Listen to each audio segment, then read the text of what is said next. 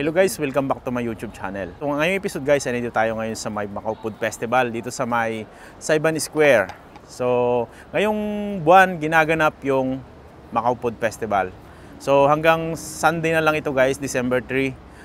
Pre-admission kapag kayo pumunta dito. Itong Macau Food Festival guys ay organized ng the United Association of Food and Beverage Merchants of Macau. Punta na kayo dito guys at samahan nyo ako at itutur ko kayo dito sa Macau Food Festival at tikman natin yung ibang pagkain nila dito. Ipapakita ko rin sa inyo yung ibang street food ng Macau. So tara guys, samahan nyo ako at kung bago ka lang dito sa aking YouTube channel, huwag mong kalimutang i-like, share, comment and subscribe at pindutin mo na rin yung notification bell para updated ka sa mga bagong video ng aking i-upload.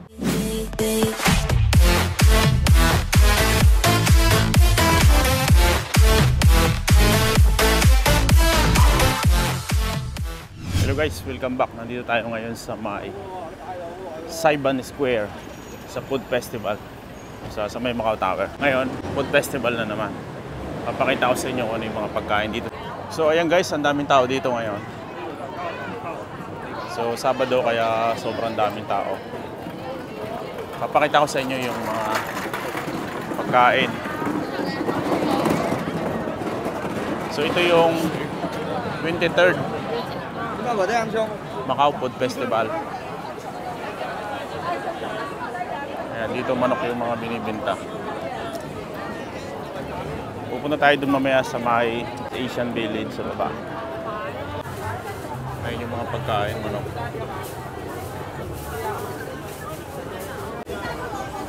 So dito, mga seafood yung kanilang binibenta.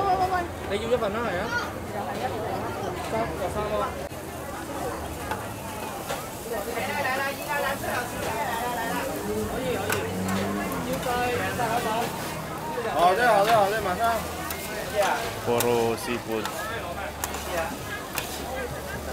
Ayan, may oyster. Chinese restaurant. So mahigit 100 food stall yung nandito ngayon.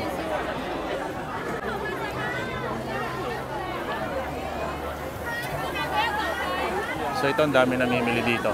Tingnan natin kung ano yung binibenta. So,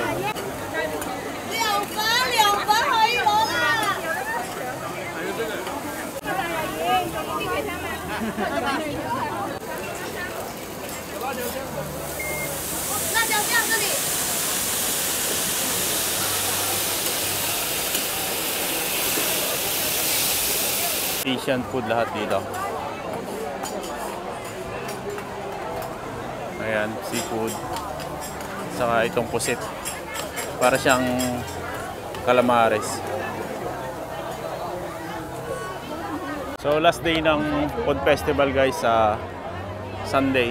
Napakaraming mapipiling pagkain dito. Wala ganong namimili dito sa tapat na to. So taon-taon ginaganap guys itong Macau Food Festival. Ang daming kumakain. So after nilang mag-order ng pagkain, dito pumupunta sa mga table. Mag-order ako guys ng manok. At saka ng Thailand sticky rice. Thailand durian sticky rice. So tikman natin kung anong lasa ng kanilang mga pagkain. So pupunta ako dito sa may bilihan ng manok. So last year, umorder din ako ng manok dito. Masarap kasi yung manok nila dito. Malasa. So bibili ulit ako. So ayan guys, order tayo ng manok. $78 pala yung isang pirasong manok. Ito yung mga manok na binibenta nila. So i-oven nila yan, lulutuin nila sa oven. Ayan yung mga luto ng manok. So dyan tayo mag-order. Ayan yung bibiling ko. Isang buong manok. So $78 ang isang order. Ito guys yung aking in-order na manok. Pina-chop ko na siya. So ayan, hanap tayo ng pwesto, kainin natin. Umorder ako ng durian sticky rice. So hindi ko alam kung anong lasa nito. So tara, kuha tayo, kainin natin. grilled chicken. So pinahiwa ko na siya. $78 yung isang ganito, isang buo. At saka umorder din ako ng sticky rice durian, Thailand food. Ito ay Chinese food. So subukan natin tong chicken. Wow. Tingnan nyo kung paano ko siya ka-juicy. Kaya gustong gusto ko to. Dahil juicy. Oh. Sarap. Grabe.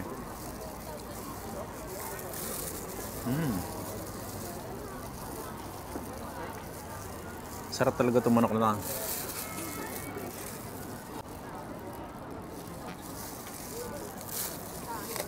Napaka-juicy niya.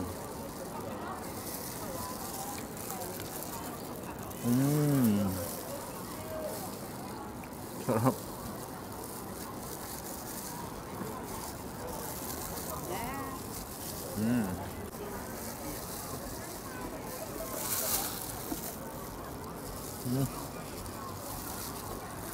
Sarap niya.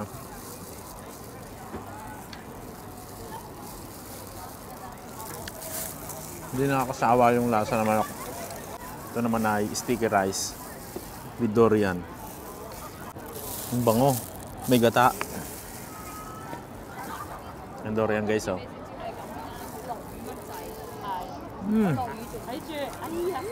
Sarap. Mas masarap itong durian. Creamy siya. Napaka-creamy. Wow. Ang sarap. $68.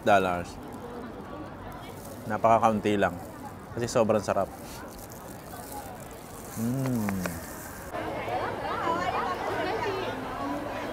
Daming pagkain dito guys. Ng mga manok. Oh. Shanghai restaurant. So puro steam yung kanilang binibenta. Maraming steam. Makita natin. So gumagawa sila ng siopaw na maliliit.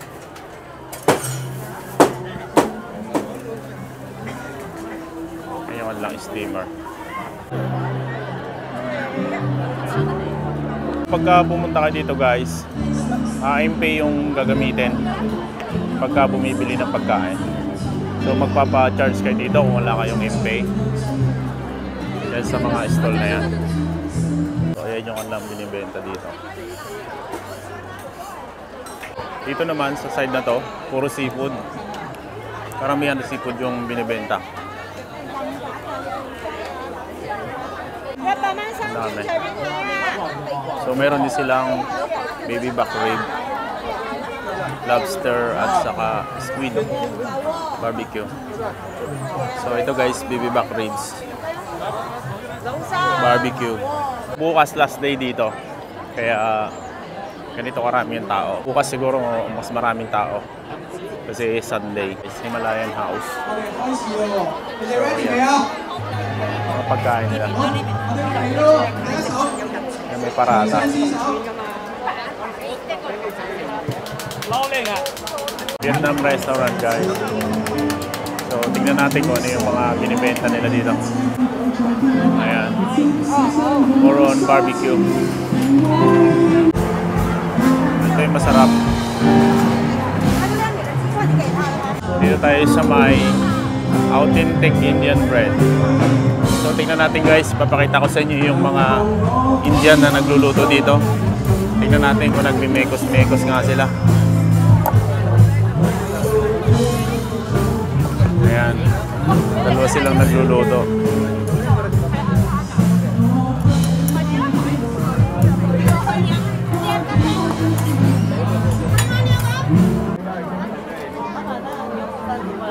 So ayan, marami kayong pagpipilian. Mayroong beef, lamb, chicken, mayroong duck.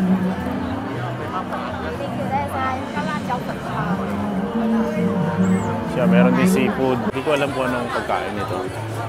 Pero bakit ang liliit ng kanilang mga tinutuko.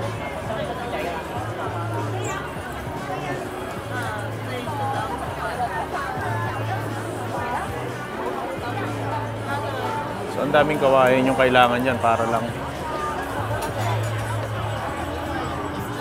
magawa niya. Nanliliit ng mga steak nila.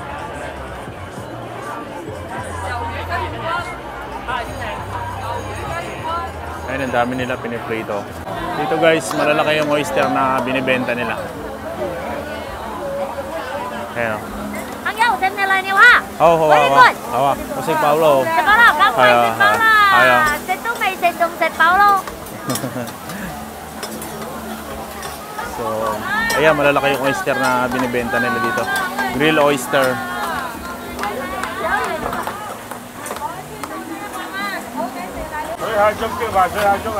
Busy sila kasi nga ang daming mga namimili ngayon.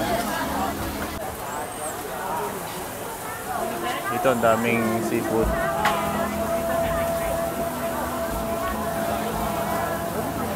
So ayan guys, tignan nyo yung mga tentacles ng mga pusit.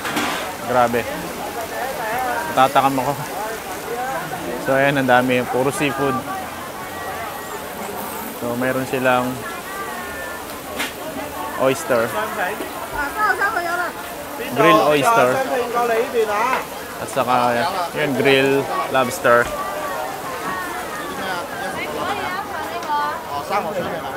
So medyo mahal lang yung paninda dito kasi puro seafood dito.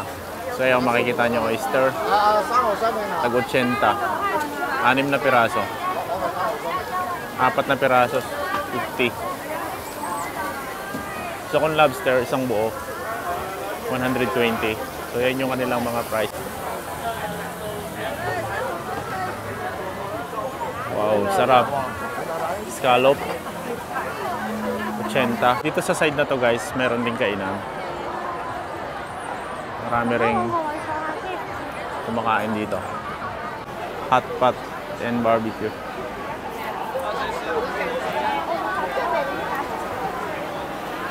Oh.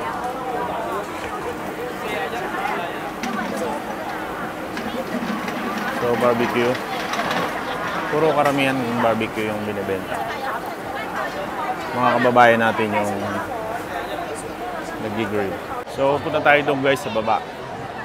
Dahil daming tao dito. Puro barbecue karamihan yung mga binibenta dito. So nandito tayo sa taas sa may Saiban Square. Daming tao. Punta tayo doon sa baba. Pakita ko sa inyo doon sa baba kung ano yung mga binibenta. Ito mukhang masarap. King crab. King crab nila ito 380. Ang nilang steak ay 199. 198 pala. So nandito sa baba guys yung Japanese restaurant. Ito. Kakain tayo. Try natin yung pagkain nila dyan.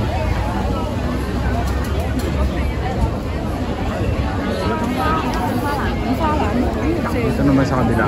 Dito.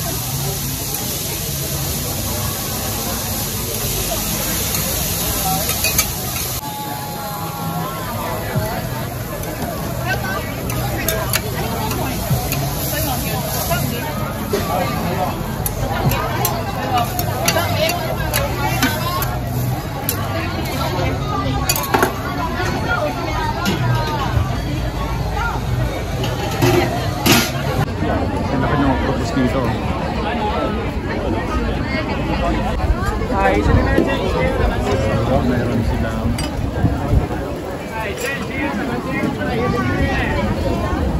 laki ng pumita.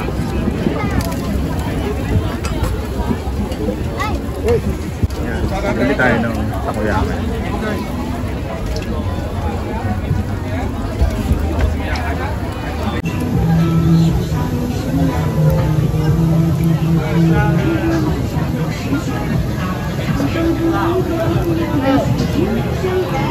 So ayan guys, bumili tayo ng pagkain natin. So ito yung Japanese noodles. So ayan yung mayroon siyang nakalagay na squid shave. Tapos meron tayong takoyaki. At saka itong lumay pa ng Chinese. Try natin to. Beef.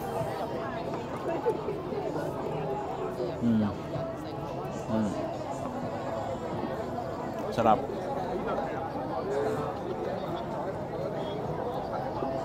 Sarap ng noodles. Meron siyang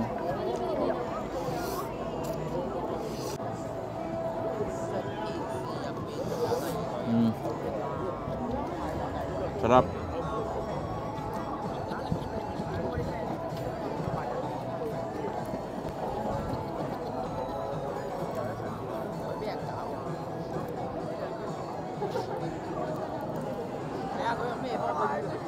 Umuusok pa guys, oh. Usok-usok pa siya, oh.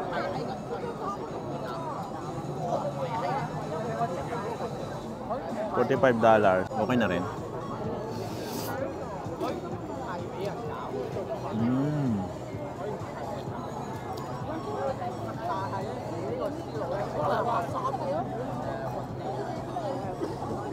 Try natin tong Japanese takoyaki.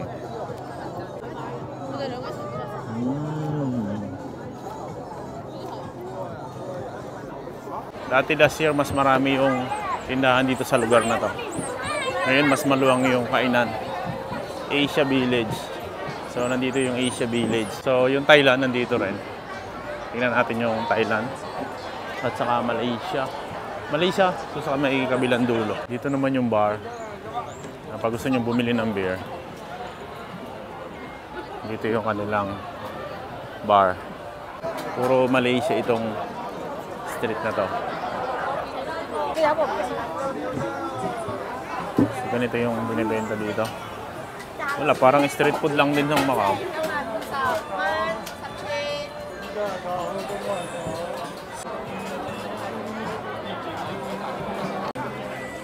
Dito ako sa may Thailand. Ito yung mga restaurant ng Thailand.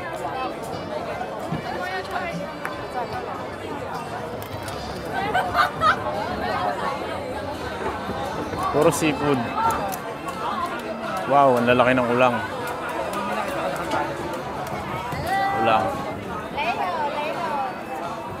Yan yung Thailand. So, meron silang salad, mangga, saka mga prutas. Cap. Durian sticky rice at mango sticky rice.